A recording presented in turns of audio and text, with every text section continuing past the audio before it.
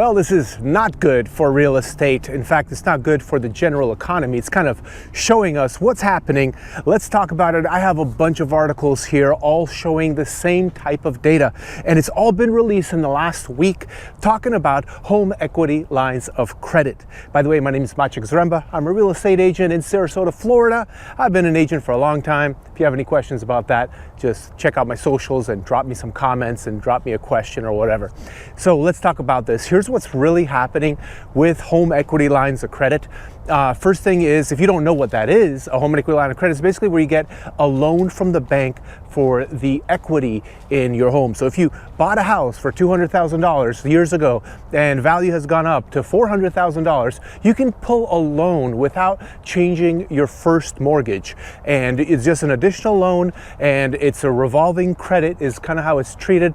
And you get to pull out the equity and use it, to buy a car, make some improvements on your home, pay down some debt, whatever you want to do with it. So what is happening with home equity lines of credit? Let's get started. This is not good. The first article here says that in the fourth quarter 2023, home equity issuance soars 60%. 60%. That means that from quarter 3 to quarter 4 2023, we had 60% more home equity lines of credit, home equity loans, whatever they call it. It's basically the same thing. Now, it doesn't have to be a second mortgage. It can be a first mortgage if you don't have a first mortgage on your property and you don't want to do a 30-year fix. You just want something that's treated like a revolving account. Now, this article also mentions one other thing, is that not only has it gone up 60% from quarter 3 to quarter 4, also it has gone up 3 times since the same quarter in 2022, in the fourth quarter 2022. Literally 3x from what it's been. So people are pulling out money. They are accessing the money that they have, the equity, I should say, and they're using it. A lot of people are using it to pay down credit card debts. A lot of people are using it to go and do things that they want to do or pay off debts that they have. And what's really weird is that in the same time frame, quarter 3 to quarter 4, the 30-year fixed rate mortgages dropped by 70 basis points. That means 0.7%. And home equity lines of credit went up 14 basis points. So that's really interesting because that is an 84-point differential. So I'm kind of just wondering, why is it? Is it maybe because people are now over leveraging and the economy is not as strong as people think it is? And maybe there's going to be some event that causes, or some news that causes banks to start getting a little worried. Maybe they know something that we don't know. I don't know. I'm just saying, maybe. Now, by the way, I am at Urfer Family Park, and this is a really interesting thing found in the middle of the park. You got a fireplace going all the way up here. Interesting. Let's move on to our second article. This second article is about the Federal Reserve Advisory Council. Now, they're not happy. A Federal Reserve Advisory Council has expressed some concern about risk on newly originated home-secured credit lines and closed-end seconds. What does this mean? That means that somebody who monitors all this stuff is concerned. They are really concerned. And why would they be concerned? Mostly because people are over leveraging. But that's not all. Let's go into this. When it comes to over leveraging, what they're saying is some concern was raised about an evident rise in overall consumer credit usage. Basically, people pulling out money and using more credit, basically getting more indebted into the whole system and making it a lot harder to live life. And among lower income individuals, so they're saying that the lower income individuals are the ones that are more prone to this type of behavior. And they are actually seeing the data happen right before their eyes. Is this going to cause a problem? Well, if the economy doesn't improve, it is most definitely going to cause a problem. It then says it is a group, the lower income individuals, it's a group who often resort to credit to manage household expenses, in contrast to the higher income earners who actively reduce their debt.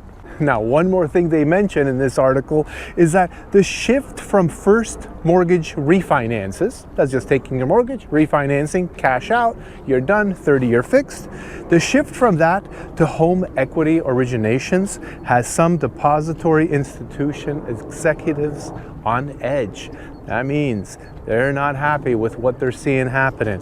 And you know what? I'll tell you one thing. If you're pulling money out from the equity of your home to go and pay down debt or do something that is not an asset building decision, well, I'll tell you, you may be making a mistake. I would not recommend doing that. If you're going to pull out an equity line of credit and pay, 7% interest on that, then go and do something with that money that's going to earn you a higher interest than the 7%. It's basically, hacking the system of the lending institutions, where maybe you're going to go and invest into something that pays you 10% and then you're going to profit the difference. I would probably say that's a smart way of using the equity in your home. Aside from that, don't use it to pay down debt. If you got yourself into debt, listen, that happens. It's happened to me many times, and it seems sometimes that it's not manageable. But all you have to do is hustle and just do something over and over and start paying that down. So these bank executives that are seeing the rise of home equity lines of credit, they're on edge because they know what could happen. They know that with rising supply of homes for sale, we have more and more every single month. What usually happens after that is price decreases, and a price decrease means the valuation of your home goes down. And now an over-leveraged property becomes overly over-leveraged. So what I mean by that is, let's use this example. You bought something for $200,000. Now it's worth $400,000. Maybe it was worth $450,000 at the peak, at the very beginning of 2022. Well, you go and you pull out a home equity line of credit. You borrow $150,000. So now your $400,000 property is leveraged at $350,000. That is going to have some investors on edge, the ones that are lending you the money for the second line of credit, the home equity line of credit. Well, if prices declined 10%, now your property is worth $360,000, but you are leveraged at $350,000. And this is what happened in the Great Recession, where a lot of people were underwater. Now, it'd have to go down a little bit more than 10% for you to be underwater, but it doesn't take much if you're already highly leveraged for it to all go to shambles. And then people just don't feel like they have to pay. They say, hey, listen, if my house is worth, $300,000 and I owe $350,000, then why make the payments? I mean, there's many reasons to keep making the payments, but people don't feel that way. So they don't. And then foreclosures start happening, or short sales first, then foreclosures. And then it's a whole spiral that starts happening to you. Your credit score goes down, you become a renter, and then you can't get another home for at least 3 years, 4 if it's a conventional loan. Anyway, long story, but it's nothing good for you. Okay, our third article is about a company called Symmetry Lending, and they do a lot of home equity lines of credit. So they are reporting a few things that are pretty interesting. The biggest thing that is not good is that they are reducing the draw term on the home equity line of credit. What is the draw term? So when you take a home equity line of credit, you basically have a certain amount of time to draw from it, and then you have a longer amount of time to pay it back. Usually it's a 10-year draw time frame. So, you get a loan today, 2024 January, you're going to be able to keep pulling money out until January 2034. Wow, that seems like a long time away. Well, they've just cut this in half. It's now down to 5 years, to 2029, which still seems really far away. But this is a big change in the terms, because they're probably looking at what's happening in the global market and in the national market, and seeing that a lot of people are pulling too much equity out of their homes. And now that you've pulled out the equity out of your home, they're a little concerned that, hey, we can't let you keep pulling and pulling and pulling and pulling. Let me just limit this for a certain amount of time and keep it under control. But what's really weird is they did another thing. They increased the broker compensation to 1.5%. So when somebody does your loan, they're a broker, and they get compensated by Symmetry for giving them the business.